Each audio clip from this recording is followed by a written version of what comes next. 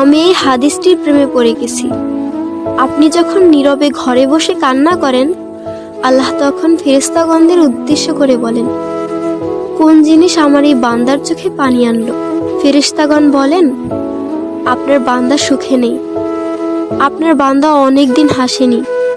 এই বলে ফেরেশতাগণ কান্না করতে থাকেন এবং আল্লাহকে বলেন, হে আমার রব, আপনি জানেন আপনার এই বান্দার হৃদয়ে কি রয়েছে, অতএব আপনি তার জন্য সবকিছু সহজ করে দিন। আল্লাহ বলেন, আমার এই বান্দা এমন কিছু জীবন থেকে হারিয়ে ফেলেছে যা সে অধিক ভালোবেসেছিল। অতএব আল্লাহ বলেন, আমি শপথ করছি, আমার বান্দা তার জীবন থেকে যা হারিয়েছে এর চেয়ে উত্তম জিনিস তাকে এনে দেব, যা দেখে দুনিয়া ও আখিরাতের সবাই বিস্মিত হবে। আলহামদুলিল্লাহ।